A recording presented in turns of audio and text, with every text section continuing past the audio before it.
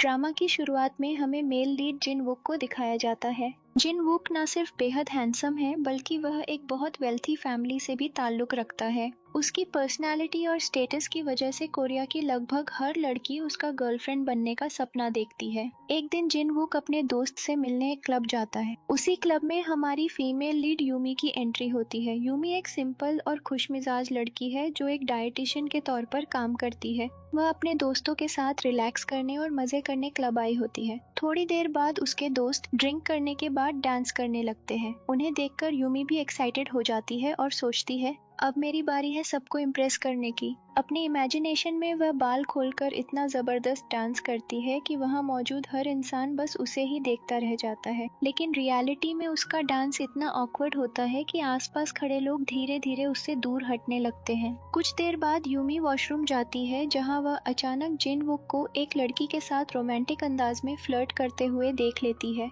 Yumi शर्मिंदा होने के बजाय छुपकर पूरा सीन एंजॉय करने लगती है। लेकिन काफी देर इंतजार करने के बाद उसका पेशेंस खत्म हो जाता है क्योंकि उसे वॉशरूम बहुत जरूरी जाना होता है। बिना कुछ सोचे वह जिनवुक को साइड में धक्का देकर अंदर भाग जाती है। जाहिर सी बात है उसकी इस हरकत से जिनवुक बुरी तरह गुस्सा हो जाता है। अगली सुबह जिनवुक के फादर उसे बुरी तरह डांटते हैं। पिछली रात की उसकी रोमांटिक फोटोज किसी ने चोरी छिपे खींच ली थी और अब वे इंटरनेट पर तेजी से वायरल हो रही थी। अपने बेटे की केयरलेस हरकतों से परेशान होकर उसके फादर उसे तुरंत घर छोड़कर फैमिली होटल में ट्रेनिंग करने का आदेश देते हैं। शुरुआत में जिनवुक मना करता है लेकिन आखिरकार उसके पास मानने के अलावा कोई रास्ता नहीं बचता। दूसरी तरफ यूमी अपनी कुकिंग क्लास अटेंड कर रही होती है लेकिन उसकी कुकिंग स्किल्स इतनी खराब होती हैं कि टीचर सबके सामने उसकी बेइज्जती कर देती है। क्लास खत्म होने के बाद जब यूमी घर पहुंचती है तो उसे एक इनविटेशन लेटर मिलता है। वह उसकी मदर की शादी का इनविटेशन होता है। कार्ड देखते ही यूमी का मूड पूरी तरह खराब हो जाता है। उधर जिनवुक ट्रेनिंग के लिए भेजे जाने से पहले ही परेशान बैठा होता है। तभी उसका असिस्टेंट एक बस की तरफ इशारा करके कहता है कि अब उसे उसी से जाना होगा। जिनवुक हैरान होकर पूछता है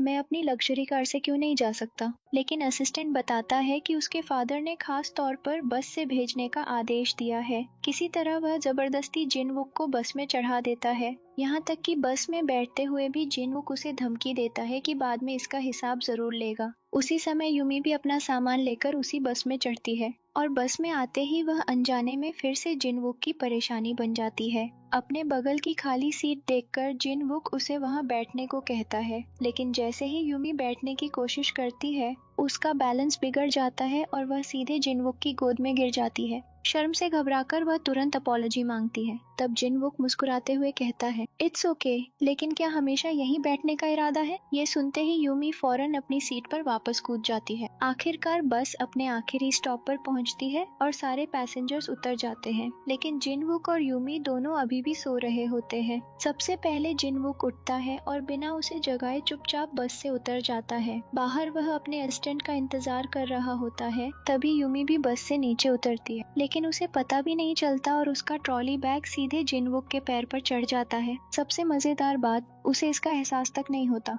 गुस्से में जिनवुक खुद से बड़बड़ाता है, आखिरकार इस मुसीबत से पीछा छूटा। थोड़ी देर बाद जिनवुक अपने असिस्टेंट के साथ होटल पहुंचता है। वहां असिस्टेंट उसे एक वेटर की यूनिफॉर्म देकर पहनने को कहता है। यूनिफॉर्म देखते ही जिनवुक घिन से उसे फेंक देता है, लेकिन कुछ ही मिनटों बाद मजबूरी में उसे वही यूनिफॉर्म पहननी पड़ती है। मजेदार बात यह है कि वेटर बनने के बाद भी वह खुद को होटल का ओनर ही समझता है। वह खुद कोई काम नहीं करता, बस बाकी वर्कर्स को ऑर्डर्स देता रहता है। उसका लेजी बिहेवियर देखकर होटल मैनेजर उसे वार्निंग देती है कि वह उसकी कंप्लेंट सीधे उसके फादर से करेगी। अपने फादर का नाम सुनते ही जिनवुक अचानक हार्ड वर्किंग बनने का नाटक शुरू कर देता है और तुरंत दूसरे वेटर के हाथ से वेडिंग केक पकड़ लेता है ताकि बिजी दिख सके। उसी समय यूमी अपनी मदर की वेडिंग सेरेमनी के लिए होटल पहुंचती है, लेकिन जैसे ही उसकी मदर उसे पूरे ब्लैक कपड़ों में देखती है वह नाराज होकर सार्कास्टिकली कहती है तुम शादी में आई हो या किसी फ्यूनरल में? फिर वह तुरंत मेड को यूमी के क्लोथ्स बदलने का आदेश देती है। क्लोथ्स बदलने के बाद यूमी एक खूबसूरत ड्रेस में नजर आती है और बेहद स्टनिंग लगती है। जल्द ही वेडिंग सेरेमनी शुरू हो जाती है, लेकिन यूमी का पूरा फोकस खाने पर होता है। वह बार बार वेटर को बुलाकर नई डिशेस मंगाती रहती है, यहाँ तक कि बेचारा वेटर भी इरिटेटेड हो जाता है। उधर जिनवुक अपने असिस्टेंट को एक वेटर के पास अपनी कार कीज रखते हुए सुन लेता है। जैसे ही उसकी नजर कीज पर पड़ती है, उसका चेहरा खुशी से चमक उठता है। लेकिन इससे पहले कि वह कीज ले पाए, होटल मैनेजर फिर से आकर उसे कामचोरी के लिए डांटने लगती है। बचने के लिए जिनवुक जल्दी से वेडिंग केक उठा लेता है और प्रिटेंड करता है कि वह बहुत बिजी है। इसी बीच यूमी दो महिलाओं को उसकी मदर के बारे में बुरी बातें करते हुए सुन लेती है। वे उसकी मदर के पुराने एडल्ट फिल्म्स वाले करियर का मजाक उड़ा रही होती है। उनकी बातें सुनकर यूमी को अपने स्कूल डेज याद आ जाते हैं, जब लोग उसकी मदर की वजह से उसे बुली किया करते थे। ये मेमोरीज उसे अंदर तक दुखी कर देती हैं और वह चुपचाप वहां से चली जाती है। उसी समय जिनवुक वेडिंग केक लेकर जा रहा होता है कि तभी अचानक भागती हुई यूमी उससे टकरा जाती है। यूमी गिरने ही वाली होती है, लेकिन जिनवुक उसे समय रहते पकड़ लेता है। कुछ सेकंड्स के लिए दोनों एक दूसरे की आंखों में खो जाते हैं, लेकिन तभी पूरा केक यूमी के ऊपर गिर जाता है और उसकी खूबसूरत ड्रेस खराब हो जाती है। शर्मिंदा होकर यूमी तुरंत वहां से भाग जाती है। पूरा इंसिडेंट देखने के बाद मैनेजर जिनवुक को उसे जाकर अपॉलजी मांगने का आदेश देती है। पहले तो वह मना कर देता है, लेकिन जैसे ही उसके फादर का नाम लिया जाता है, वह तुरंत मान जाता है। अपॉलजी मांगने जाते समय जिनवुक उसी वेटर से टकराता है जिसके पास उसकी कार कीज होती है। वह तुरंत कीज वापस मांगता है, लेकिन वेटर मना कर देता है। तब जिनवुक उसे जॉब से निकालने की धमकी देता है और डर के मारे वेटर तुरंत कीज लौटा देता है। आखिरकार जिनवुक यूमी के रूम तक पहुंच जाता है। बिना ठीक से उसकी तरफ देखे वह कैजुअली कहता है कि वह अपॉलजी मांगने आया है, लेकिन जैसे ही वह उसका चेहरा ध्यान से देखता है, उसे एहसास होता है कि ये वही बस वाली मुसीबत है। हल्की स्माइल के साथ वह उसके करीब आता है और कहता है, लगता है तुमने अभी तक मुझे पहचाना नहीं। जैसे ही जिनवुक उसके करीब आता है, यूमी इतनी नर्वस हो जाती है कि उसे हिकअप्स आने लगते हैं। तब जिनवुक टीजिंगली कहता है, असल में मैं अपॉलजी मांगने आया था, लेकिन मुझे लगता है अपॉलजी तो तुम्हें मुझसे मांगनी चाहिए। बस फिर क्या था, दोनों के बीच एक और आर्ग्यूमेंट शुरू हो जाता है। कुछ देर तक लड़ने के बाद जिनवुक इरिटेटेड होकर कहता है कि उसके पास उससे बहस करने का टाइम नहीं है। इतना कहकर वह वहां से चला जाता है और यूमी एक बार फिर फ्रस्ट्रेटेड रह जाती है। जिनवुक के जाते ही यूमी उसके बारे में नॉन स्टॉप कंप्लेन करना शुरू कर देती है। उधर रूम से बाहर निकलने के बाद जिनवुक को अचानक याद आता है कि उसकी कार कीज गलती से यूमी के रूम में ही रह गई हैं, इसलिए वह वापस रूम की तरफ लौटता है। उसी समय यूमी हाथ में बियर कैन लेकर बाथरूम में जाती है ताकि आराम से बाथ ले सके, लेकिन अचानक उसका पैर फिसल जाता है और वह जोर से गिर पड़ती है। बाहर जिनवुक लगातार डोरबेल बजाता रहता है, लेकिन अंदर से कोई जवाब नहीं आता। घबराकर वह मास्टर की से डोर खोलकर अंदर चला जाता है। जैसे ही वह बाथरूम में पहुंचता है, वहां यूमी अनकॉन्शियस हालत में फ्लोर पर पड़ी होती है और पास में रेड वाइन फैली होती है। ये देखकर जिनवुक पूरी तरह पैनिक हो जाता है और गलतफहमी में सोचता है कि कोई बड़ा हादसा हो गया है। बिना समय गंवाए वह तुरंत यूमी को गोद में उठाता है और हॉस्पिटल की तरफ भागता है। लेकिन सबसे फनी बात ये होती है कि यूमी बिल्कुल फाइन होती है। असल में एम्बैरेसमेंट की वजह से वह पूरे टाइम आंखें बंद करके एक्टिंग कर रही होती है। कुछ देर बाद जिनवुक को सच पता चल जाता है और वह इरिटेटेड होकर कहता है, मेरी जिंदगी में पहली बार किसी ने मुझे इतनी बुरी तरह एम्बैरेस किया है। ये सुनकर यूमी अपसेट हो जाती है और अचानक रोने लगती है। यूमी के टीयर्स देखते ही जिनवुक का गुस्सा धीरे धीरे शांत हो जाता है। सॉफ्ट आवाज में वह उससे पूछता है कि क्या वह ठीक है। यूमी अभी भी ब्रोकन लग रही होती है। तब जिनवुक धीरे से अपना कोट उसके कंधों पर रखता है और कहता है कि दूसरों की बातों को अपनी हैप्पीनेस खराब मत करने दो। इतना कहकर वह चुपचाप वहां से चला जाता है। अगली सुबह जिनवुक कहीं जाते हुए हाथ में एक बुकेट ऑफ फ्लावर्स लिए नजर आता है। दूसरी तरफ यूमी फैसला करती है कि अब वह जिनवुक की दी हुई एडवाइस मानेगी और जिंदगी को थोड़ा खुलकर एंजॉय करेगी। उधर जिनवुक एक छोटे से रेस्टोरेंट के बाहर क्वाइटली वो बुके रखकर वहां से चला जाता है। असल में वो रेस्टोरेंट उसकी मदर का होता है, जो अब उसके साथ नहीं रहती।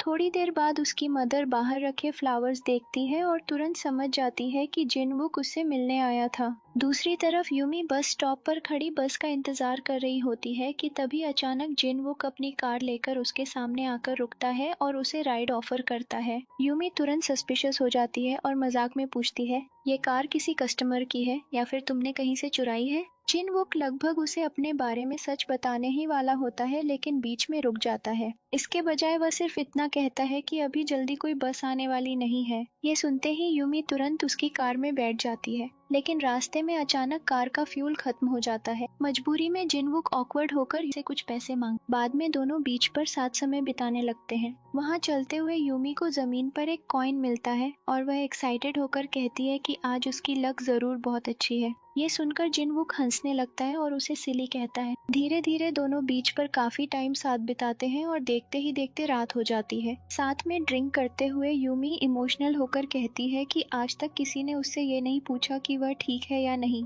वह कहती है कि जिनवुक पहला इंसान है जिसे सच में उसकी फीलिंग्स की परवाह हुई। ये सुनकर जिनवुक हल्का सा मुस्कुराता है और कहता है, हो सकता है तुम पहली लड़की हो जिससे मैंने ये सवाल पूछा है, लेकिन तुम पहली लड़की नहीं हो जो मेरी वजह से रोई हो। हालांकि रोते हुए क्यूट जरूर सबसे ज्यादा तुम लगी हो। ये सुनते ही यूमी फिर से नर्वस हो जाती है और उसे दोबारा हिकअप्स आने लगते हैं। धीरे धीरे दोनों के बीच एटमॉस्फेयर रोमांटिक बन जाता है और आखिरकार दोनों किस कर लेते हैं। इसके बाद दोनों पूरी रात साथ बिताते हैं। अगली सुबह यूमी की आंख खुलती है और वह खुद को जिनवुक के बगल में देखकर पूरी तरह शॉक्ड रह जाती है। घबराकर और शर्मिंदगी में वह जल्दी जल्दी अपने क्लोथ्स उठाती है और बिना कुछ कहे वहां से भाग जाती है। इसके बाद कहानी सीधे 3 साल आगे बढ़ जाती है। 3 साल बाद भी यूमी की जिंदगी लगभग पहले जैसी ही रहती है, लेकिन उस रात के बाद जिनवुक पूरी तरह बदल चुका होता है। अब वह एक बड़ी कंपनी का कोल्ड और सीरियस सीईओ बन चुका है, जिसे सिर्फ अपने काम से मतलब है। एक दिन जिनवुक के फादर फिर से उस पर शादी का प्रेशर डालते हैं, लेकिन जिनवुक कहता है कि अभी उसके पास मैरिज के बारे में सोचने का भी समय नहीं है और वह सीधे एक इम्पोर्टेंट मीटिंग में चला जाता है। वहां पहुंचकर वह अपने एम्प्लॉइज पर इतना ज्यादा काम डाल देता है कि सब सीक्रेटली उससे परेशान हो जाते हैं।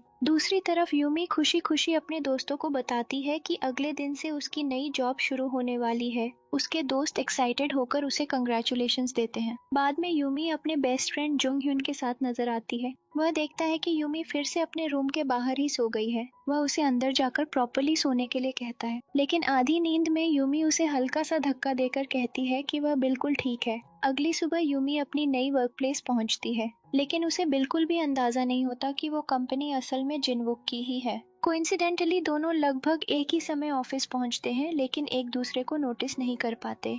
थोड़ी देर बाद एलिवेटर के अंदर जिनवुक अचानक यूमी को अपने सामने खड़ा देख लेता है। उसे देखकर वह पूरी तरह शॉक्ड रह जाता है और तुरंत अपने असिस्टेंट से पूछता है, क्या तुमने अभी ब्लैक सूट वाली कोई वुमन देखी? लेकिन असिस्टेंट कहता है कि उसे कोई दिखाई नहीं दिया। वह सोचता है कि शायद ज्यादा काम की वजह से जिनवुक हेलुसिनेट कर रहा है। दूसरी तरफ यूमी सभी एम्प्लॉइज के सामने अपना इंट्रोडक्शन देती है, लेकिन पूरे समय उसके कोवर्कर्स उसे अजीब तरीके से घूरते रहते हैं, जिससे वह अनकंफर्टेबल फील करने लगती है। थोड़ी देर बाद एक एम्प्लॉई उसे पूरा ऑफिस घुमाने ले जाता है। उधर जिनवुक लगातार यूमी के बारे में सोचता रहता है। स्ट्रेस इतना बढ़ जाता है कि अचानक मीटिंग रूम में ही वह बेहोश होकर गिर पड़ता है। उसे तुरंत हॉस्पिटल ले जाया जाता है। सभी एम्प्लॉइज के जाने के बाद उसका असिस्टेंट खुद को ब्लेम करते हुए कहता है कि वह रिजाइन कर देगा क्योंकि उसकी देखरेख में जिनवुक की हेल्थ बहुत खराब हो गई है। जिनवुक उसे रोकते हुए पूछता है कि आखिर वह चाहता क्या है। असिस्टेंट कहता है कि वह बस चाहता है कि जिनवुक दिन में 3 बार प्रॉपरली खाना खाना शुरू करे।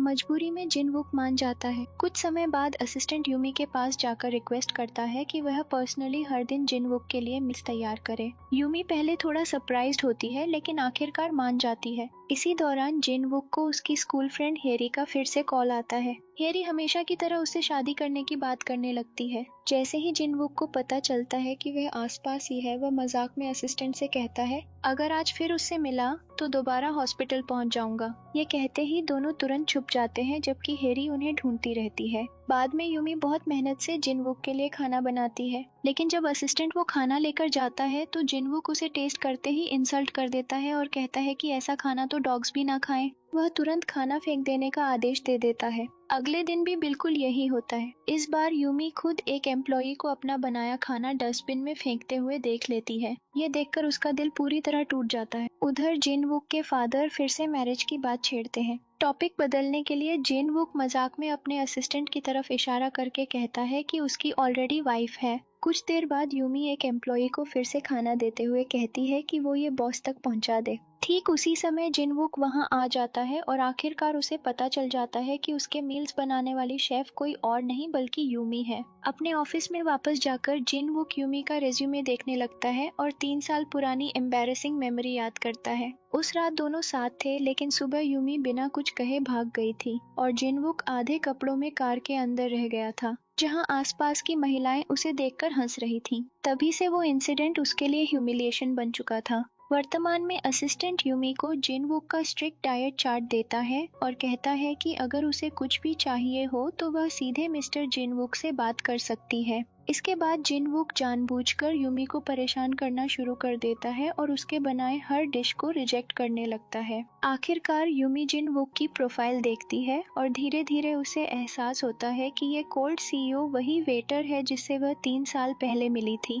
पहले से फ्रस्ट्रेटेड यूमी अब कुकिंग करते समय अपना सारा गुस्सा निकालने लगती है। फिर भी जिनवुक उसका बनाया खाना रिफ्यूज करता रहता है। असिस्टेंट सुझाव देता है कि किसी दूसरे शेफ को हायर कर लेना चाहिए, लेकिन जिनवुक तुरंत मना कर देता है और कहता है कि वह सप्लीमेंट्स खाकर सरवाइव कर लेगा। बाद में जिनवुक अपने ऑफिशियल अकाउंट से यूमी को मैसेज करता है और कहता है कि उसे अचानक उसके बनाए डिश से एलर्जी हो गई है। कंफ्यूज्ड होकर यूमी पूछती है, कब से? जिनवुक कैजुअली रिप्लाई करता है, अभी से। ये मैसेज पढ़ते ही यूमी गुस्से से भर जाती है और टेक्स्ट मैसेजेस में जिनवुक के बारे में नॉनस्टॉप कंप्लेन करने लगती है, लेकिन गलती से वह सारे इंसल्टिंग मैसेजेस सीधे उसी को सेंड कर देती है। जैसे ही उसे अपनी मिस्टेक का एहसास होता है, वह पैनिक होकर तुरंत जिनवुक के ऑफिस की तरफ भागती है ताकि अपॉलजी मांग सके। लेकिन जैसे ही जिनवुक पीछे मुड़ता है और यूमी उसका चेहरा साफ देखती है, वह शॉक में जम जाती है और तुरंत वहां से भाग जाती है। अब तक उसे बिल्कुल अंदाजा नहीं था कि जिस सीईओ के लिए वह काम कर रही है और जिससे वह मैसेजेस में लड़ रही थी, वो असल में जिनवुक ही है। बाद में यूमी खुद को समझाने की कोशिश करती है कि जरूर कोई मिसअंडरस्टैंडिंग हुई है। आखिर जिस जिनवुक को वह जानती थी वो तो सिर्फ एक होटल वेटर था, फिर वो अचानक इतना पावरफुल सीईओ कैसे बन सकता है? लेकिन इससे पहले कि वह कुछ और सोच पाए, अचानक जिनवुक उसके सामने आ जाता है। घबराकर यूमी वहां से भागने की कोशिश करती है, लेकिन जिनवुक उसका हाथ पकड़ लेता है और स्मर्क करते हुए कहता है, इतने सालों बाद भी तुम बिल्कुल नहीं बदली। जिनवुक की बात सुनकर यूमी ऐसे बिहेव करती है जैसे वह उसे पहचानती ही नहीं। वह पूरी तरह कंफ्यूज्ड बनने का नाटक करती है, मानो दोनों कभी मिले ही ना हो। धीरे धीरे जिनवुक उसके करीब आता है और पूछता है, सच में मुझे याद नहीं किया? जैसे ही वह उसके करीब आता है, यूमी फिर से नर्वस हो जाती है। तब जिनवुक उसका हाथ पकड़कर उसे अपनी कार में बैठने के लिए कहता है, लेकिन यूमी तुरंत अपना हाथ छुड़ाकर कहती है, मैं उन लड़कियों में से नहीं हूँ जो किसी रैंडम आदमी की कार में बैठ जाएं। इतना कहकर वह जल्दी से वहां से भाग जाती है। यूमी का रिएक्शन देखकर जिनवुक एक साथ शॉक्ड भी होता है और अम्यूज्ड भी। हल्का सा मुस्कुराते हुए वह खुद से कहता है, देखते हैं तुम ये एक्टिंग आखिर कब तक जारी रख सकती हो। घर पहुंचने के बाद भी यूमी लगातार जिनवुक के बारे में सोचती रहती है। दूसरी तरफ जिनवुक भी हर वक्त उसी के ख्यालों में खोया रहता है। अगली सुबह असिस्टेंट यूमी को बताता है कि अब से उसे पर्सनली दिन में 3 बार जिनवुक के ऑफिस में जाकर उसका खाना डिलीवर करना होगा। ये सुनकर यूमी तुरंत पूछती है, क्या ये सच में जरूरी है? लेकिन असिस्टेंट साफ कह देता है कि अगर उसे अपनी जॉब बचानी है तो उसके पास कोई चॉइस नहीं है। कुछ देर बाद यूमी नर्वस होकर फूड लेकर जिनवुक के ऑफिस में पहुंचती है। जिनवुक जानबूझकर उसे 3 साल पुरानी बातें याद दिलाने की कोशिश करता है। वह पास लगी एक पिक्चर की तरफ इशारा करके पूछता है, क्या तुम्हें इसमें कुछ फेमिलियर लग रहा है? जैसे ही यूमी ध्यान से देखती है, उसे एहसास होता है कि वो एक रेस्टोरेंट वॉशरूम की फोटो है। उसे तुरंत वो रात याद आ जाती है जब जिनवुक ने उसे गिरने के बाद बचाया था। फिर भी वह प्रिटेंड करती रहती है कि उसे कुछ याद नहीं। बाद में जिनवुक जानबूझकर वही कार इस्तेमाल करके आता है जिसमें वे 3 साल पहले साथ घूमे थे। एक और बार जब यूमी उसे खाना सर्व कर रही होती है, तब जिनवुक कैजुअली एक बियर बॉटल निकाल लेता है ताकि उसे पुरानी मेमोरीज याद आए। लेकिन ऑकवर्डनेस संभाल न पाने की वजह से यूमी एक बार फिर बिना कुछ बोले वहां से भाग जाती है। उधर असिस्टेंट नोटिस करता है कि इन दिनों जिनवुक पहले से ज्यादा खुश दिखाई देता है। वह कमेंट भी करता है कि वह अब काफी रिफ्रेश्ड लग रहा है, लेकिन जिनवुक तुरंत इस बात से इनकार कर देता है। कुछ समय बाद हायरी जिनवुक को कॉल करके डिनर साथ करने का सजेशन देती है, लेकिन जिनवुक बिना 1 सेकंड गनवाए उसका इनविटेशन रिजेक्ट कर देता है और तुरंत फोन काट देता है। बाद में जिनवुक यूमी से कहता है कि वह उसके लिए एक्स्ट्रा मील तैयार करे। हालांकि यूमी बिल्कुल नहीं चाहती, लेकिन मजबूरी में उसे मानना पड़ता है। फिर जिनवुक उसे कुछ पैसे देता है और कहता है कि ये वही फ्यूल मनी है जो उसने 3 साल पहले उसे उधार दी थी, इंटरेस्ट समेत।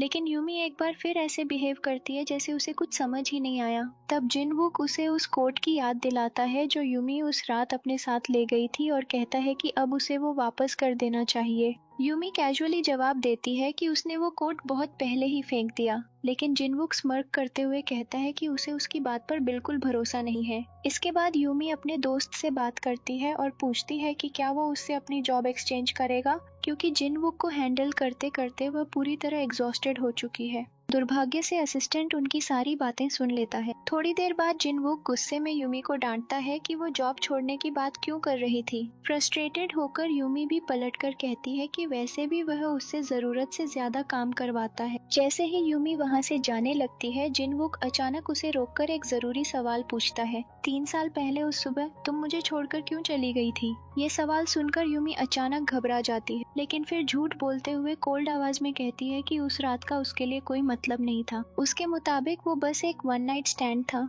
इसलिए वह बिना कुछ कहे चली गई थी। ये सुनकर जिनवुक पूरी तरह शॉक्ड रह जाता है। दूसरी तरफ यूमी को पूरा यकीन हो जाता है कि अगले दिन उसे जॉब से निकाल दिया जाएगा, लेकिन हैरानी की बात यह होती है कि ऐसा कुछ नहीं होता। इसके बजाय जिनवुक शांत होकर उसकी कुकिंग की तारीफ करता है। कुछ देर बाद हेरी सीधे जिनवुक के ऑफिस में पहुंच जाती है। जिनवुक तुरंत उसे बाहर जाने के लिए कहता है, लेकिन वह मना कर देती है। ठीक उसी समय यूमी खाना लेकर ऑफिस में आती है। दोनों को साथ देखकर वह थोड़ा सरप्राइज्ड होती है, लेकिन चुपचाप खाना रखकर वहां से चली जाती है। घर पहुंचने के बाद यूमी को पता चलता है कि उसकी मदर अचानक अपने बेटे के साथ उसके घर रहने आ गई है, क्योंकि वह अपने हस्बैंड का घर छोड़ चुकी है। ये सुनते ही यूमी इरिटेटेड हो जाती है और सिचुएशन से बहुत अपसेट हो जाती है। अगली सुबह जब यूमी जिनवुक के लिए खाना बना रही होती है, तभी हेरी ढेर सारे एक्सपेंसिव इंग्रेडिएंट्स और गिफ्ट्स लेकर वहां पहुंचती है। वह एरोगेंट अंदाज में यूमी से कहती है कि अब से वही डिशेस बनानी होंगी जिन्हें हेरी अप्रूव करेगी। इतना ही नहीं,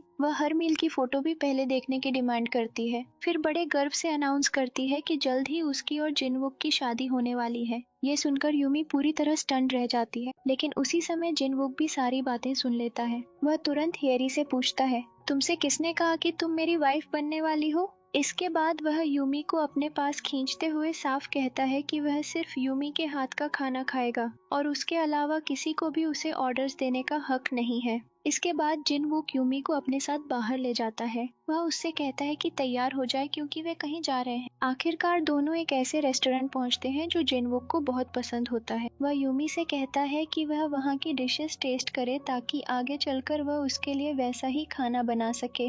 खाना खाते समय यूमी पूछती है कि क्या हेरी उसकी गर्लफ्रेंड है। इस पर जिनवुक जवाब देता है, सिर्फ इसलिए कि कोई लड़का और लड़की साथ टाइम बिताते हैं, इसका मतलब ये नहीं कि वे डेटिंग कर रहे हैं। फिर वह यूमी के करीब झुककर कहता है कि उसे 3 साल पहले की बातें भूल जानी चाहिए, क्योंकि उसके हिसाब से वो सिर्फ एक वन नाइट स्टैंड था। ये सुनते ही यूमी फिर से नर्वस होकर हिकअप्स लेने लगती है। बाद में जब दोनों रेस्टोरेंट से बाहर निकल रहे होते हैं, तब यूमी लगभग ग्लास डोर से टकराने वाली होती है, लेकिन जिनवुक तुरंत उसे पकड़ लेता है। जैसे ही वह उसे अपने करीब खींचता है, यूमी के हिकअप्स फिर से शुरू हो जाते हैं। उस रात जिनवुक अकेले बैठा ऑफिस की एक बात के बारे में सोच रहा होता है। असल में रेस्टरूम में उसने किसी को सीक्रेटली ये बात करते हुए सुना था कि कंपनी जल्द ही यूमी को डाइटिशियन की पोजीशन से रिप्लेस करने वाली है। उस कॉन्वर्सेशन को याद करते हुए जिनवुक तय कर लेता है कि वह किसी को भी यूमी को हटाने नहीं देगा। इसके बाद कहानी थोड़ी देर के लिए 3 साल पीछे चली जाती है। उस सुबह जब यूमी अचानक गायब हो गई थी, तब जिनवुक को उसकी कुछ बिलोंगिंग्स अपनी कार में मिली थी। हैरानी की बात यह है कि आज तक उसने वो सारी चीजें संभाल कर रखी हुई है। उन्हें देखते हुए वह खुद से सोचता है कि आखिर उसने इतने सालों तक उन्हें प्रोटेक्ट क्यों किया। अगले दिन ऑफिस कैफेटेरिया में जिनवुक अपने एम्प्लॉइज के साथ लंच करता है। जैसे ही वह खाना टेस्ट करता है, वह जेन्युइनली खुश हो जाता है, क्योंकि यूमी ने बिल्कुल वही डिशेस रिक्रिएट की होती है जो उसने उससे मांगी थी। दूसरी तरफ यूमी अपने फ्रेंड जुंग ह्यून के साथ टाइम स्पेंड कर रही होती है कि तभी एक रैंडम लड़की उसके पास आकर उसका नंबर मांगने लगती है। सिचुएशन से बचने के लिए जुंग ह्यून अचानक यूमी के पास खड़ा होकर झूठ बोल देता है कि यूमी उसकी गर्लफ्रेंड है और वह लड़की उनके डेट में डिस्टर्बेंस डाल रही है। नेचुरली बाद में यूमी उस पर बहुत गुस्सा होती है। कुछ समय बाद जिनवुक यूमी को कॉल करता है, लेकिन फोन कोई और उठाता है। जैसे ही जिनवुक को किसी आदमी की आवाज सुनाई देती है, वह सस्पिशियस हो जाता है। कुछ सेकंड्स बाद यूमी जल्दी से अपने भाई के हाथ से फोन छीन लेती है। तब जिनवुक उसे कहता है कि उसने अभी तक खाना नहीं खाया और उसे पर्सनली उसके घर आकर खाना बनाने का ऑर्डर देता है। ये सुनकर उसका असिस्टेंट भी कंफ्यूज्ड हो जाता है, क्योंकि थोड़ी देर पहले ही जिनवुक पूरा मील खा चुका था।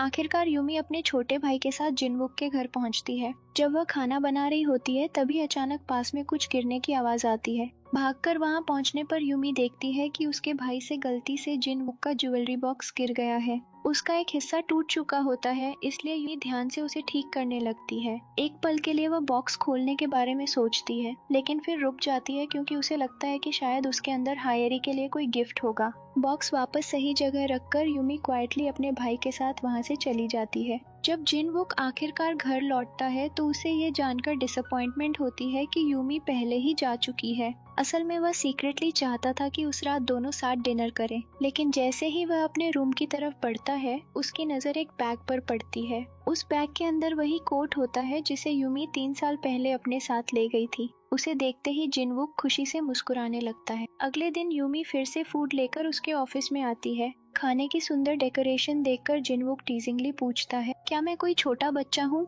फिर वह कहता है कि अब से उसके फूड को इतनी डेकोरेशन के साथ सर्व ना किया करे। दूसरी तरफ हेरी खुद जिनवुक के फादर के लिए खाना बनाकर लाती है, ताकि वह उन्हें इम्प्रेस कर सके। उसका सीधा मकसद होता है, वह चाहती है कि जिनवुक के फादर उसकी शादी जिनवुक से करवा दें। और सच कहें तो जिनवुक के फादर को हेरी काफी पसंद भी है। उधर जिनवुक घर पर होता है जब उसे एहसास होता है कि उसके ज्वेलरी बॉक्स को किसी ने छुआ है। ये रियलाइज करते ही वह अचानक बहुत वरीड हो जाता है। उसे तुरंत लगता है कि शायद यूमी ने बॉक्स खोलकर उसके अंदर की चीज देख ली है। अगले दिन इवन एक इम्पोर्टेंट मीटिंग के दौरान भी जिनवुक का ध्यान बार बार उसी ज्वेलरी बॉक्स पर जा रहा होता है। उसका अजीब बिहेवियर देखकर आसपास के सारे एम्प्लॉइज हैरान रह जाते हैं। आखिरकार वह फैसला करता है कि उसे सीधे यूमी से मिलकर सारी बात क्लियर करनी होगी। लेकिन वहां से निकलने से पहले उसकी नजर अपने रूम में पड़े एक छोटे टॉय पर जाती है। उसे देखते ही उसे कंफर्म हो जाता है कि यूमी पहले उसके रूम में आई थी, और उसी पल वह तुरंत यूमी को अपने पास बुला लेता है। शुरुआत में यूमी आने से मना कर देती है और कहती है कि वह अभी नहीं आ सकती,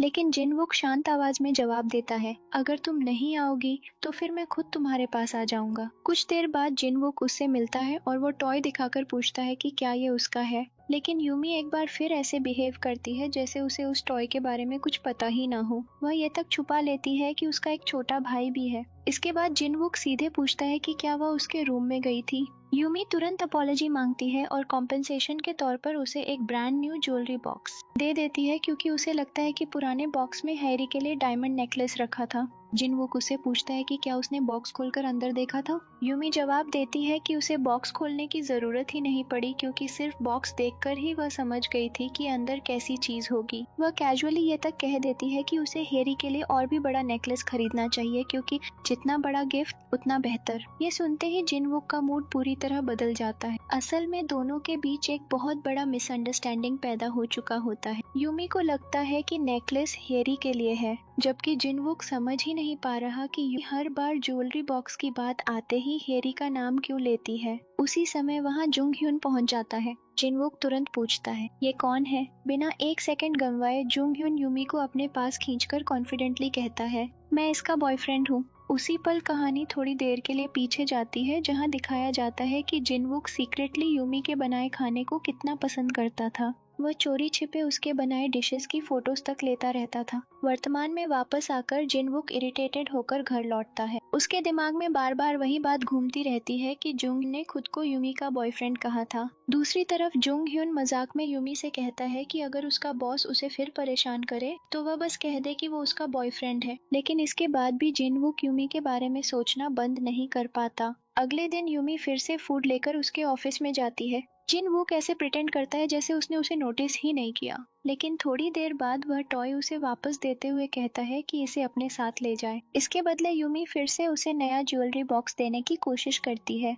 ये देखकर जिनवुक इरिटेट हो जाता है और कहता है कि आगे से वह उस ज्वेलरी बॉक्स का जिक्र भी ना करे। जैसे ही यूमी वहाँ से जाने लगती है, जिनवुक अचानक पूछता है, क्या कल वाला लड़का सच में तुम्हारा बॉयफ्रेंड है? यूमी जवाब देने से मना कर देती है और कहती है कि उसकी पर्सनल लाइफ से उसे कोई मतलब नहीं होना चाहिए। जिनवुक इंडिफरेंट बनने की कोशिश करते हुए कहता है, ठीक है, लेकिन वो लड़का मुझे थोड़ा पागल लगता है। ये सुनते ही यूमी चिढ़ जाती है। वह जुंग ह्युन की तारीफ करना शुरू कर देती है और साथ ही इनडायरेक्टली जिनवुक को इंसल्ट भी करती है। फिर गुस्से में वहां से निकल जाती है। उसके जाने के बाद जिनवुक वहीं बैठकर सोचने लगता है कि क्या यूमी ने अभी उसे इंसल्ट किया था। जितना ज्यादा वह इसके बारे में सोचता है, उतना ही ज्यादा गुस्सा होने लगता है। फिर भी जब उसकी नजर यूमी के बनाए फूड पर पड़ती है तो वह क्वाइटली कंप्लेन करता है कि उसने पहले ही कहा था कि खाना इतना क्यूट और डेकोरेटिव ना बनाया करे। लेकिन शिकायत करने के बावजूद वह सीक्रेटली फिर से खाने की फोटोज लेने लगता है। अगले दिन जिनवुक का असिस्टेंट उसे जोंग ह्युन की एक बुक देता है। उसे देखकर जिनवुक को पता चलता है कि जोंग ह्युन असल में एक राइटर है।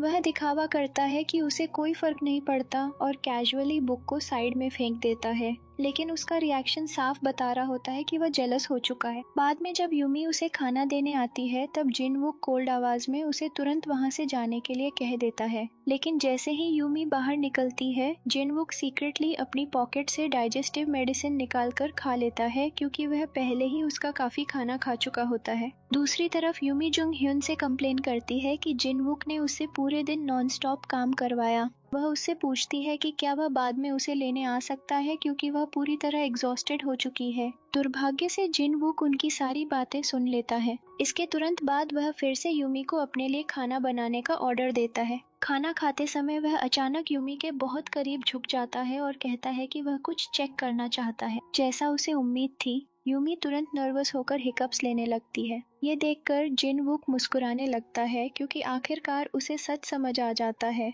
यूमी को हिकअप्स सिर्फ तब आते हैं जब वह उसके करीब आता है। धीरे से उसका हाथ पकड़कर वह कहता है कि उसके हिकअप्स इसलिए आते हैं क्योंकि वह उसके आसपास नर्वस हो जाती है। लेकिन यूमी तुरंत उसे दूर धक्का देकर कहती है कि यह सिर्फ एक फिजिकल कंडीशन है, नर्वसनेस नहीं। उसके मुताबिक जिनवुक के आसपास रहकर वह नर्वस नहीं होती, बस अनकंफर्टेबल फील करती है। इतना कहकर वह वहां से चली जाती। उसकी ये बात जिनवुक को उम्मीद से कहीं ज्यादा हर्ट कर देती है। दूसरी तरफ जुंग ह्युन यूमी के छोटे भाई के साथ खेल रहा होता है कि तभी अचानक एक महिला उसके पास आ जाती है। सिचुएशन से बचने के लिए जुंग ह्युन मजाक में कह देता है कि वो बच्चा उसका बेटा है। ये सुनते ही वो महिला तुरंत वहां से चली जाती है। उधर जिनवुक लगातार यूमी की हार्श बातें याद करके इरिटेटेड होता रहता है। वहीं दूसरी तरफ यूमी जुंग ह्युन से बात करते करते उसके कंधे पर सो जाती है। अगली सुबह यूमी ऑफिस जाती है। जिनवुक उसे एलिवेटर के पास नोटिस करता है, लेकिन इग्नोर करने का प्रिटेंड करता है। हालांकि जैसे ही वह उसे जुंग ह्युन से बात करते हुए देखता है, वह सीक्रेटली उनकी कॉन्वर्सेशन सुनने की कोशिश करने लगता है।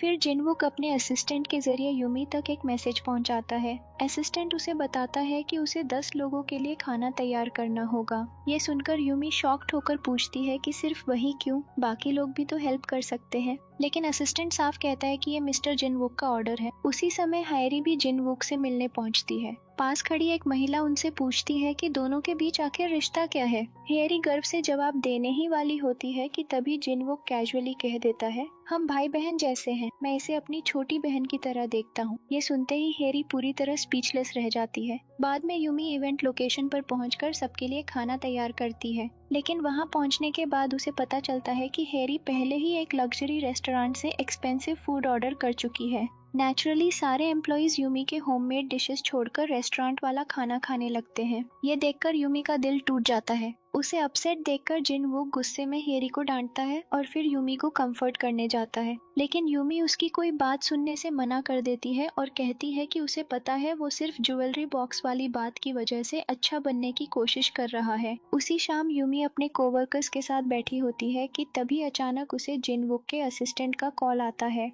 घबराई हुई आवाज में असिस्टेंट कहता है कि वह तुरंत हॉस्पिटल पहुंचे क्योंकि जिनवुक की हालत बहुत खराब हो गई है। यूमी बिना समय गंवाए तुरंत वहां पहुंचती। वहां जाकर उसे पता चलता है कि जिनवुक इसलिए बीमार पड़ा क्योंकि उसने उसका बना सारा खाना खा लिया था। कुछ देर बाद जिनवुक यूमी को पास खड़ा देखता है और टीजिंगली पूछता है, आज अपने बॉयफ्रेंड से मिलने नहीं जाना? तब यूमी तुरंत साफ करती है कि जोंगह्युन उसका बॉयफ्रेंड नहीं है, वो सिर्फ उसका बेस्ट फ्रेंड है। ये सुनते ही जिनवुक का मूड इंस्टेंटली अच्छा हो जाता है। इसके बाद जिनवुक एक और मिसअंडरस्टैंडिंग क्लियर करता है। वह यूमी से कहता है कि हेरी उसकी गर्लफ्रेंड नहीं है और ज्वेलरी बॉक्स भी उसके लिए नहीं था। फिर धीरे से एडमिट करता है कि जिसे वह सच में पसंद करता है वो कोई और है। आखिरकार दोनों को ऑनेस्टली बात करते देख असिस्टेंट भी खुश हो जाता है। बाद में जब यूमी धीरे से जिनवुक को ब्लैंकेट ओढ़ा रही होती है तभी अचानक जिनवुक उसका हाथ पकड़ लेता है। उस रात यूमी क्वाइटली पूरी रात उसके पास ही बैठी रहती है। अगली सुबह ऑफिस में यूमी की सुपरवाइजर नोटिस करती है कि आज वह काफी चेयरफुल लग रही है।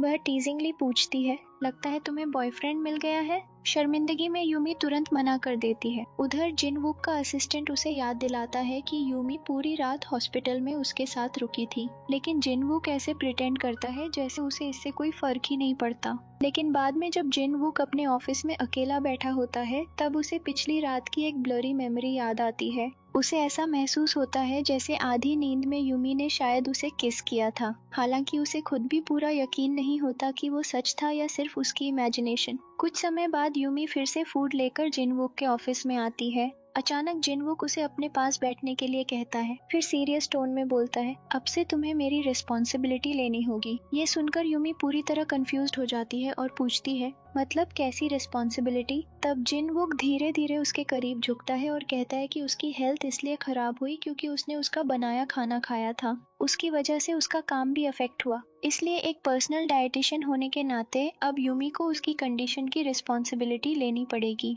यूमी हैरान रह जाती है और पूछती है कि आखिर वो ऐसा कैसे करेगी। जिनवुक कैजुअली जवाब देता है कि अब उसे उसके साथ 10 बार मील्स खाने होंगे क्योंकि उसे अभी भी उसके बनाए खाने पर पूरी तरह भरोसा नहीं है। ये सुनकर यूमी फ्रस्ट्रेट हो जाती है जबकि जिनवुक सीक्रेटली उसकी रिएक्शन देखकर एंजॉय कर रहा होता है। इसके बाद जिनवुक यूमी को बाहर खाने पर ले जाता है और पूरे रास्ते जानबूझकर उसे परेशान करता रहता है। आखिरकार यूमी कहती है कि अगर दोनों साथ खाना खाने वाले हैं तो रेस्टोरेंट उसकी पसंद का होगा। वह जिनवुक को एक छोटे से लोकल रेस्टोरेंट में ले जाती है। जैसे ही जिनवुक उस जगह को देखता है वह तुरंत कंप्लेन करना शुरू कर देता है। वह कहता है कि रेस्टोरेंट अनहाइजेनिक लग रहा है और छोटी चेयर्स की वजह से वह वहां ठीक से बैठ भी नहीं सकता क्योंकि उसकी लेग्स बहुत लंबी हैं। लेकिन यूमी उसकी बात पूरी तरह इग्नोर करके अंदर चली जाती है। मजबूरी में जिनवुक भी उसके पीछे अंदर जाता है। खाना खाते समय गलती से कुछ फूड जिनवुक की शर्ट पर गिर जाता है। यूमी इंस्टिंक्टिवली उसे साफ करने के लिए आगे बढ़ती है, लेकिन जिनवुक तुरंत उसे टीज करते हुए कहता है, बिना परमिशन मेरे चेस्ट को टच मत किया करो।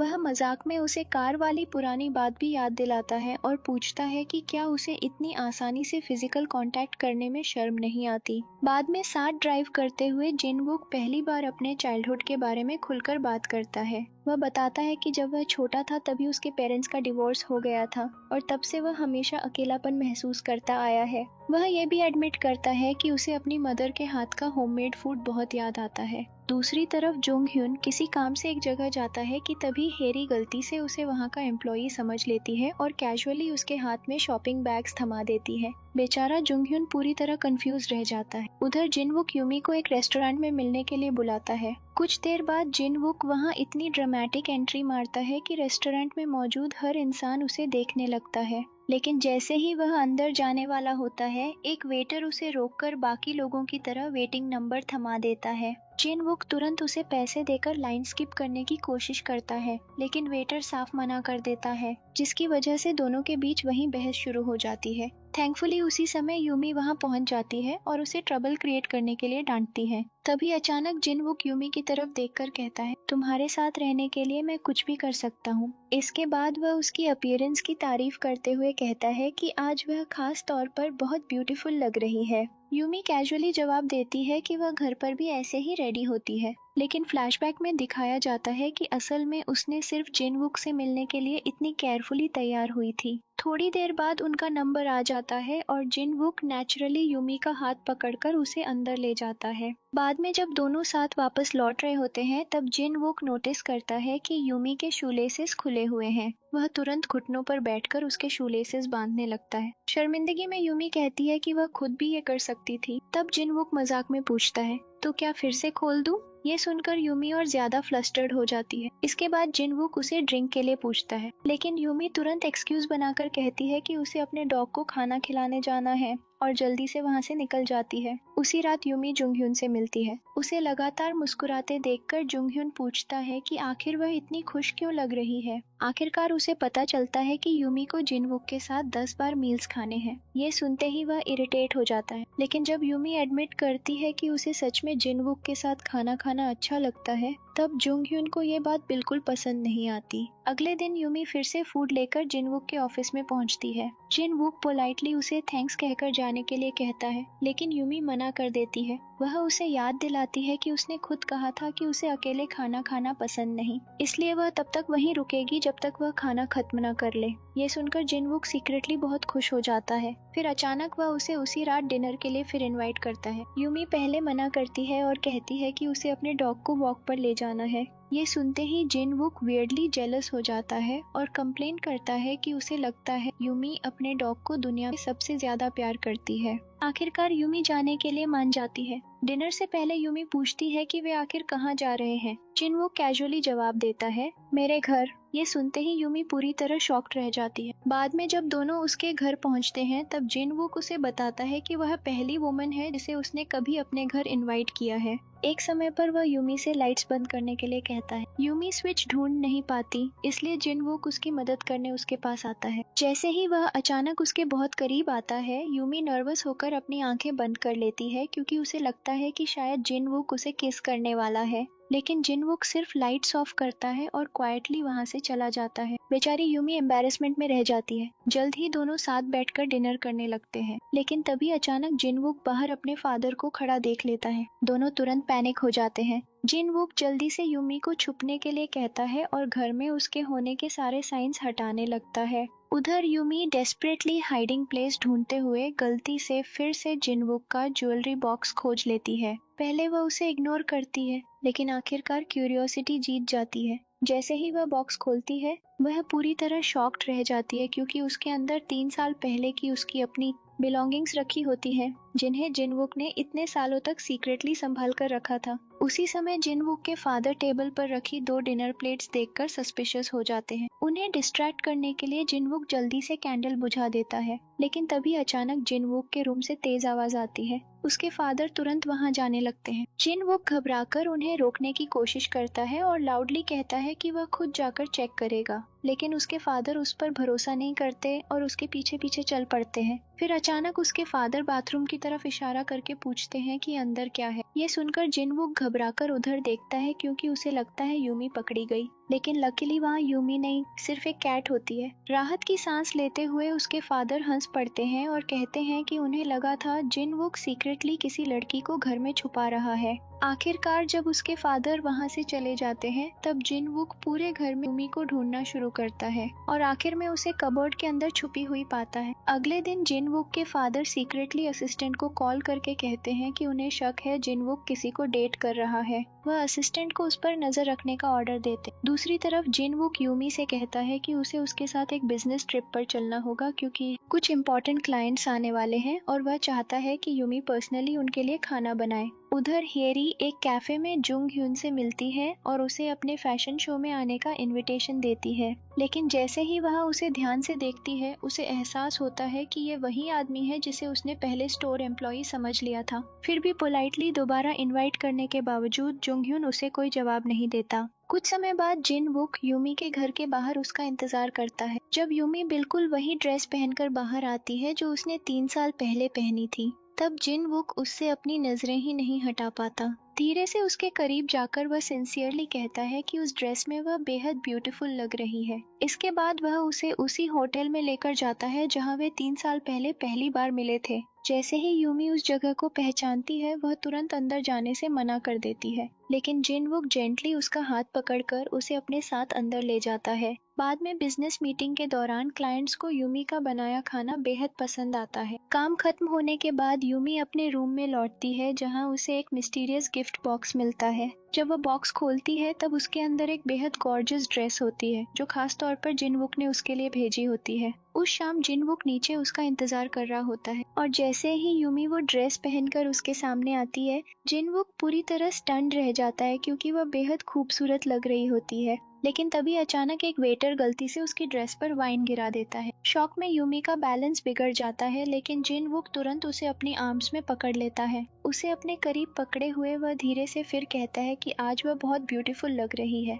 नेचुरली यूमी फिर से नर्वस होकर हिकअप्स लेने लगती है। तभी जिन वुक टीजिंगली कहता है, मैं तुम्हारी बात नहीं कर रहा, मैं ड्रेस की बात कर रहा हूँ, ये बहुत एक्सपेंसिव है। ये सुनते ही यूमी इरिटेट हो जाती है और दोनों फिर से आर्ग्यू करने लगते हैं। उसी समय वही होटल मैनेजर अचानक वहाँ आ जाती है, जो 3 साल पहले हमेशा जिनवुक को परेशान करती थी। वह यूमी से अपॉलजी मांगती है क्योंकि एक वेटर ने उसकी ड्रेस पर वाइन गिरा दी थी। जिनवुक कैजुअली कहता है कि कोई बात नहीं, लेकिन मैनेजर तुरंत जवाब देती है, मैं यूमी से माफी मांग रही हूँ, तुमसे नहीं। इसके बाद वह जिनवुक को याद दिलाती है कि होटल के प्रेसिडेंट होने के नाते उसे भी अपॉलजी मांगनी चाहिए। ये सुनकर यूमी उसे टीज करने लगती है और कहती है कि उसे प्रॉपर्ली सॉरी बोलना चाहिए। मजबूरी में जिनवुक मैनेजर के साथ मिलकर अपॉलजी मांगता है। जाने से पहले मैनेजर कॉम्पेंसेशन के तौर पर यूमी को वाइन की एक बॉटल गिफ्ट करती है। इसके बाद जिनवुक और यूमी साथ में बहुत अच्छा टाइम स्पेंड करते हैं। दूसरी तरफ आयरनी ये होती है कि उसी समय हेरी और जुंग ह्यून साथ बैठकर ड्रिंक कर रहे होते हैं, क्योंकि दोनों एक जैसी सिचुएशन में फंसे होते हैं। जिन लोगों को वो पसंद करते हैं वे इस वक्त एक दूसरे के साथ डेट पर होते हैं। अगली सुबह जिनवुक यूमी को टेक्स्ट करके पूल साइड पर मिलने के लिए बुलाता है। जब यूमी वहां पहुंचती है तो वह पूछती है कि उसने उसे वहां क्यों बुलाया। जिनवुक कैजुअली जवाब देता है कि स्विमिंग करते समय कभी कभी उसका बॉडी फ्रीज हो जाता है, इसलिए उसे उसकी केयर की जरूरत है। इतना कहने के तुरंत बाद वह स्विमिंग के लिए अपने कपड़े उतारने लगता है। ये देखकर शर्मिंदगी में यूमी तुरंत अपनी आंखें बंद कर लेती है। जिनवुक हंसते हुए कहता है, इतना शाय एक्ट मत करो, ये पहली बार नहीं है जब तुमने मुझे बिना कपड़ों के देखा हो। कुछ देर तक स्विमिंग करने के बाद जिनवुक यूमी से उसे पूल से बाहर निकालने के लिए कहता है, लेकिन जैसे ही यूमी उसका हाथ पकड़ती है जिनवुक अचानक उसे भी पानी में खींच लेता है। गुस्से में यूमी उस पर चिल्लाने लगती है और वहां से जाने की कोशिश करती है, लेकिन तभी उसे एहसास होता है कि जिनवुक अभी तक पानी से बाहर नहीं आया। घबराकर यूमी तुरंत वापस पूल में कूदती है और उसे बाहर खींचकर लाती है।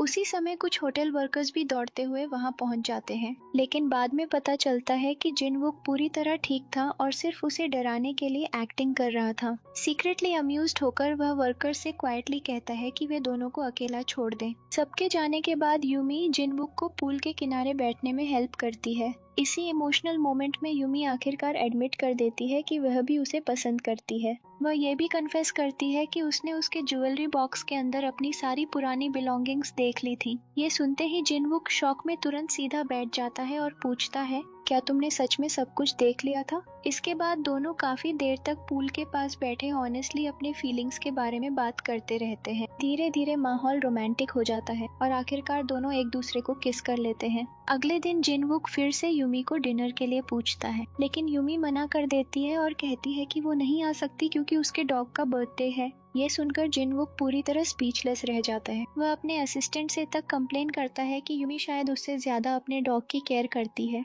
उसी शाम हम देखते हैं कि यूमी अपने फैमिली के साथ अपने छोटे भाई का बर्थडे सेलिब्रेट कर रही होती है। तभी अचानक जिनवुक वहाँ डॉग फूड लेकर पहुँच जाता है। उसे देखकर यूमी पूरी तरह शॉक्ड रह जाती है। फिर यूमी की मदर डॉग फूड देखकर पूछती है कि ये किसके लिए है। कंफ्यूज्ड होकर जिनवुक उल्टा पूछता है कि वो छोटा बच्चा किसका है। यूमी की मदर कैजुअली जवाब देती है कि वो उसका बेटा है। ये सुनते ही जिनवुक पूरी तरह सरप्राइज हो जाता है। उधर जुंग ह्यून और जिनवुक पहली बार आमने सामने आते हैं। दोनों के बीच एटमॉस्फेयर इतना टेंस हो जाता है कि बर्थडे पार्टी कम और किसी वॉर की शुरुआत ज्यादा लगने लगती है। यूमी डेस्परेटली दोनों को शांत करने की कोशिश करती है, लेकिन दोनों में से कोई भी पीछे हटने को तैयार नहीं होता। आखिरकार दोनों साथ बैठकर काफी ज्यादा ड्रिंक कर लेते हैं। अगली सुबह जिनवुक की आंख यूमी के घर में खुलती है। यूमी का छोटा भाई तुरंत उसे नॉनस्टॉप परेशान करना शुरू कर देता है। कुछ देर बाद यूमी की मदर कहती है कि उसे कहीं जाना है और थोड़ी देर के लिए बच्चे का ध्यान रखने को कहती है। फिर मजाक में जोड़ती है कि अगर उसे उसकी बेटी को इम्प्रेस करना है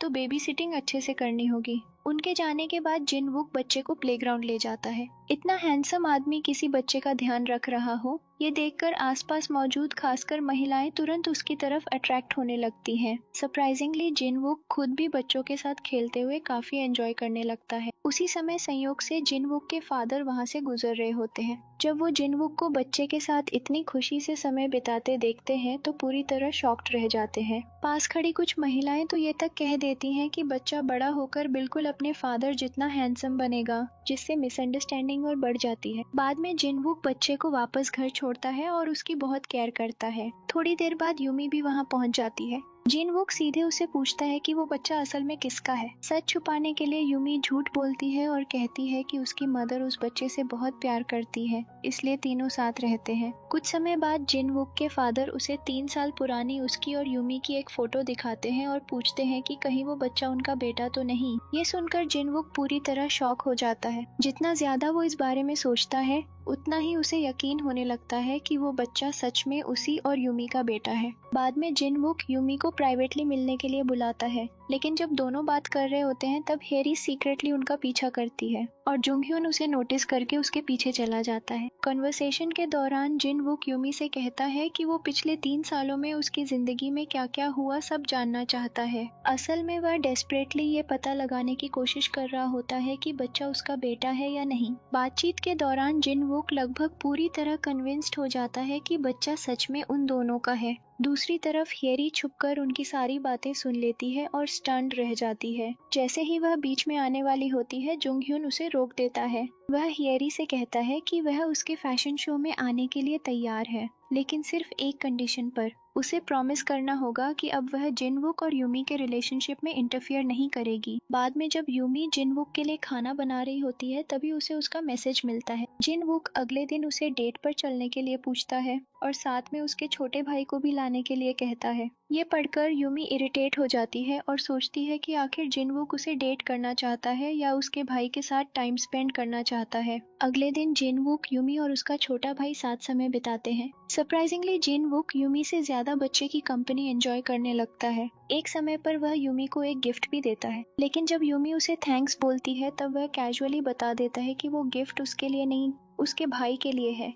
दूसरी तरफ बाद में हेरी की मुलाकात यूमी से होती है और वह उसके साथ बहुत कोल्ड बिहेवियर करती है। क्योंकि जिनवुक अब यूमी की वजह से उससे दूर होने लगा था, इसलिए उसकी बातें यूमी को डीपली हर्ट करती है। उधर जिनवुक के फादर सीक्रेटली बच्चे से मिलने आते हैं। उसे देखकर वो बेहद खुश हो जाते हैं और चुपके से डीएनए टेस्ट के लिए बच्चे के बाल का एक स्ट्रैंड निकाल लेते हैं। तभी वहां यूमी की मदर पहुंच जाती है और जिनवुक के फादर को देखकर गुस्से में भर जाती है। कुछ ही देर बाद यूमी और जिनवुक भी वहां आ जाते हैं। जिनवुक अपने फादर को वहां से जाने के लिए समझाने की कोशिश करता है, लेकिन उसके फादर स्टबर्नली मना कर देते हैं। वह यहाँ तक कह देते हैं कि एक दिन वो अपने ग्रैंडसन को जरूर घर लेकर जाएंगे। तभी यूमी की मदर आखिरकार सच्चाई बता देती है। वो बच्चा जिनवुक का बेटा नहीं है, असल में वो उनका अपना बेटा और यूमी का छोटा हाफ ब्रदर है। ये सच सुनने के बाद जिनवुक यूमी को बाहर प्राइवेटली बात करने ले जाता है। गुस्से में यूमी उससे पूछती है कि क्या उसने इतने समय तक उसके साथ सिर्फ इसलिए टाइम स्पेंड किया क्योंकि उसे लगा बच्चा उसका बेटा है। जिनवुक समझाने की कोशिश करता है कि बात वैसी नहीं थी, लेकिन यूमी उसकी कोई बात सुने बिना हर्ट होकर वहां से चली जाती है। बाद में जिनवुक अपने फादर से बहस करता है। उसके फादर उसे क्रिटिसाइज करते हैं कि उसने हेरी जैसी लड़की को छोड़कर यूमी जैसी ऑर्डिनरी लड़की को चुना। साथ ही धमकी देते हैं कि वो कुछ ऐसा करेंगे जिससे जिनवुक दोबारा यूमी को कभी ना देख सके। ये सुनकर जिनवुक फ्यूरियस हो जाता है। वह अपने फादर को वार्निंग देता है कि वो यूमी को उसी तरह हर्ट ना करें जैसे उन्होंने कभी उसकी मदर को हर्ट किया था। इसके बाद ऑफिस में अचानक एक दूसरी डाइटिशियन जिनवुक के लिए खाना लेकर आती है। उसे देखकर जिनवुक तुरंत वरीड हो जाता है और सोचने लगता है कि क्या यूमी अब उससे इतनी नाराज हो चुकी है कि उसका चेहरा तक नहीं देखना चाहती। दूसरी तरफ हियरी अपने फैशन शो के दौरान पूरी तरह टूट जाती है क्योंकि उसे जिनवुक की बहुत याद आ रही होती है। सबके सामने रोते हुए वह कहती है कि जिनवुक ने उसका दिल तोड़ दिया। बहुत जल्दी ये न्यूज़ हर जगह फैल जाती है। लोग यूमी को ब्लेम करने लगते हैं और कहते हैं कि जिनवुक ने एक ऑर्डिनरी डाइटिशियन की वजह से हायरी को छोड़ दिया। ये सारी बातें सुनकर यूमी बेहद अपसेट हो जाती है क्योंकि अब हर किसी को उसके और जिनवुक के रिलेशनशिप के बारे में पता चल चुका होता है। उसी समय जुंगhyun उसे चीयर अप करने आता है। उसे बेटर फील कराने के लिए वह उसे गेम्स खेलने और साथ टाइम स्पेंड करने बाहर ले जाता है। दूसरी तरफ बाद में हेरी अपने एक शो के लिए जुंग ह्यून का इंटरव्यू लेती है। इंटरव्यू खत्म होने के बाद भी वह बार बार उसे देखती रहती है, जिससे साफ पता चलता है कि अब वो उसमें इंटरेस्टेड होने लगी है। बाद में यूमी प्राइवेटली जिनवुक से मिलती है। आंखों में आंसू लेकर वह उसे अब तक उसके लिए की गई हर चीज के लिए थैंक्स कहती है। फिर क्वाइटली बताती है कि उसने कहीं दूर जाने का फैसला कर लिया है, क्योंकि उसके मुताबिक दोनों का अलग रहना ही बेहतर होगा। ये सुनते ही जिनवुक तुरंत उसे कसकर हग कर लेता है और डेस्परेटली उससे ना जाने की रिक्वेस्ट करता है। वह एडमिट करता है कि उसे पता है सिचुएशन उसके लिए बहुत डिफिकल्ट है, लेकिन फिर भी वह उसे खोना नहीं चाहता। इसके बावजूद यूमी उससे अपॉलॉजी मांगकर वहां से चली जाती है। उसके बाद दोनों अलग अलग जगहों पर टूटकर रो पड़ते हैं। ऑफिस में यूमी के कोवर्कर्स उसके रेजिग्नेशन की वजह से काफी सैड हो जाते हैं। उनमें से एक सजेस्ट करता है कि उसके जाने से पहले सबको मिलकर आखिरी बार पार्टी करनी चाहिए। उस रात फेयरवेल पार्टी में सभी एंजॉय कर रहे होते हैं, लेकिन दूसरी तरफ जिनवुक अकेले बैठकर यूमी को बुरी तरह मिस कर रहा होता है। कुछ समय बाद जिनवुक का असिस्टेंट ऑफिशियली उसे बताता है कि यूमी ने जॉब छोड़ दी है। जिनवुक क्वाइटली उससे कहता है कि उसे अकेला छोड़ दे और फिर कुछ नहीं बोलता। कंपनी छोड़ने के बाद यूमी एक यूनिवर्सिटी में काम करना शुरू कर देती है। एक दिन शिफ्ट खत्म होने के बाद जुंग ह्यून उससे मिलता है और आखिरकार अपने फीलिंग्स कन्फेस कर देता है। उसकी कन्फेशन सुनकर यूमी इमोशनल होकर उसे हग कर लेती है। बाद में यूनिवर्सिटी में एक टीवी प्रोग्राम चलाया जाता है। उस प्रोग्राम में यूमी की मदर इंटरव्यू देते हुए कैजुअली रिवील कर देती है कि यूमी पहले जिनवुक को डेट करती थी और अब जुंग ह्यून को डेट कर रही है। ये सुनते ही एक और बड़ा स्कैंडल खड़ा हो जाता है। लोग फिर गॉसिप करना शुरू कर देते हैं कि जिनवुक ने की वजह से हेरी को छोड़ा था। बहुत जल्द यूमी एक बार फिर क्रिटिसिज्म और बुलिंग का टारगेट बन जाती है।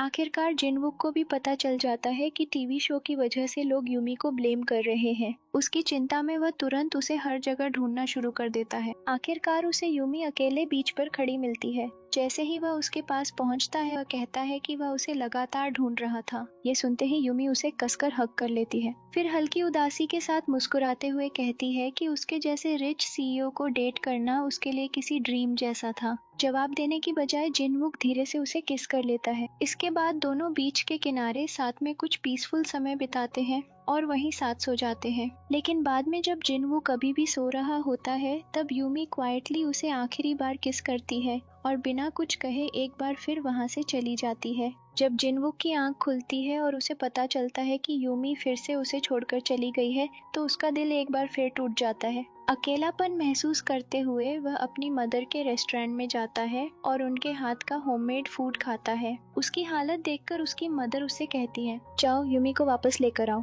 उसी समय दूसरी तरफ यूमी की मदर एक और टेलीविजन शो में दिखाई देती है, लेकिन इस बार उनका बिहेवियर पूरी तरह अलग होता है। वह ओपनली यूमी का सपोर्ट करती हैं और कहती हैं कि उनकी बेटी ने कुछ भी गलत नहीं किया। वह ये तक कहती हैं कि अगर यूमी सच में जिनवुक से प्यार करती है तो उसे वापस उसके पास चले जाना चाहिए। असल में यूमी की मदर को एहसास हो चुका था कि उनके पिछले इंटरव्यू की वजह से यूमी को बहुत दर्द मिला और लोगों ने उसे अनफेयरली ब्लेम किया, इसलिए अब वो पब्लिकली अपनी बेटी का साथ देती है। ये सब देखकर यूमी इमोशनल हो जाती है और आखिरकार जिनवुक को कॉल करके उससे मिलने के लिए कहती है। जब दोनों आखिरकार दोबारा मिलते हैं तो बिना कुछ कहे तुरंत एक दूसरे को हग और किस कर लेते हैं। दूसरी तरफ हेरी जुंग ह्यून से पूछती है कि क्या वो उसके साथ डेट पर जाना चाहेगा और सरप्राइजिंगली जुंग ह्यून इसके लिए हाँ कह देता है। कुछ समय बाद यूमी की मदर की वेडिंग सेरेमनी होती है। वह अपने छोटे बेटे के फादर के साथ दोबारा मिल जाती है और दोनों अपने सारे मिसअंडरस्टैंडिंग्स दूर करके फिर से शादी करने का फैसला करते हैं।